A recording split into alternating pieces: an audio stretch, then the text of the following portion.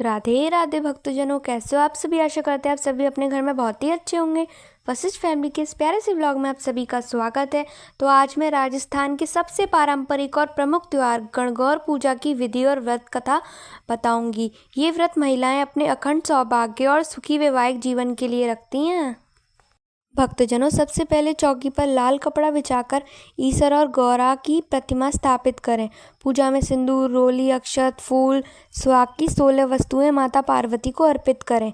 फिर गेहूं के दानों से 16 बिंदी वाली गणगौर की पूजा करें। इसके बाद जल के लोटे में दूब और फूल डालकर गणगौर की कहानी सुनें।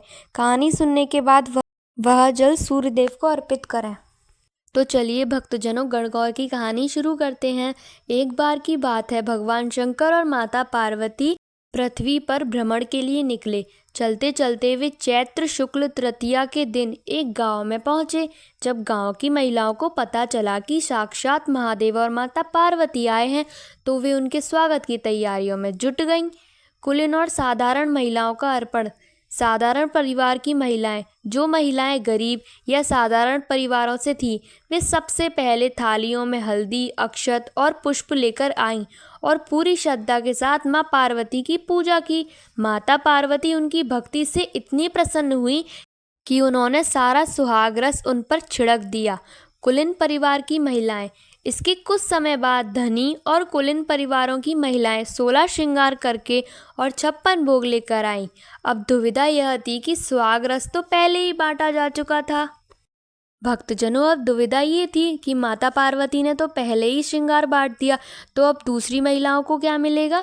जब भगवान शिव ने पार्वती जी से पूछा कि अब आप इन महिलाओं को क्या देंगी, तो माता पार्वती ने कहा, हे प्रभु, मैंने उन महिलाओं को ऊपरी रस दिया था, लेकिन इन महिलाओं को मैं अपनी उंगली छिड़क कर अपने रक्त का सुहाग रस दूंगी। भक्तजनों, इसके बाद माता ने अपनी कन्नी उंगली काटकर उसके रक्त की छींटें उन महिलाओं पर डाल दी।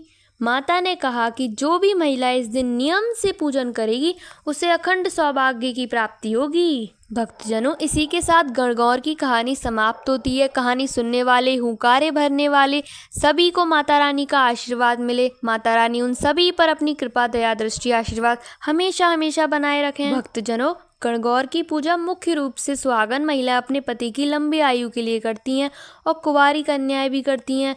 यह पर्व होली के अगले दिन से शुरू होता है और 18 दिन तक चलता है। महिलाएं मिट्टी से ईश्वर बनाती हैं और गौरी की मूर्तियां बनाती हैं।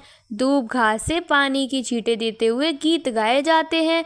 अंतिम दिन चैत्र शुक्ल तृतीया को गणगौर का विसर्जन किया जाता है। मान्यता है कि माता पार्वती हर साल अपने पीहर यानी मायके आती हैं और 18 दिन के बाद भगवान शिव उन्हें लेने आते हैं, जिसे विसर्जन के रूप में मनाया जाता है।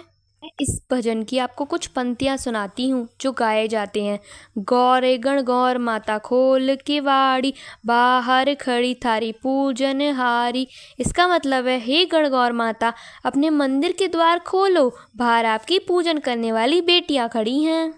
इसी के साथ हमारी ये वीडियो समाप्त होती है और हम सभी की पूजा भी हो चुकी है, जैसा कि आप लोग वीडियो में देख रहे हो।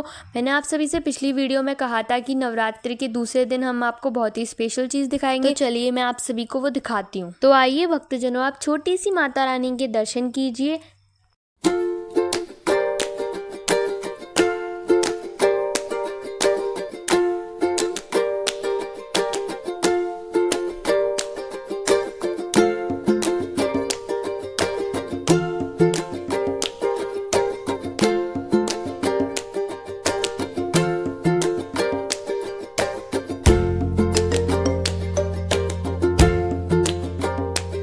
मिलते हैं हम आपसे एक और अच्छी वीडियो में। तब तक के लिए राधे राधे, जय माता दी, हर हर महादेव।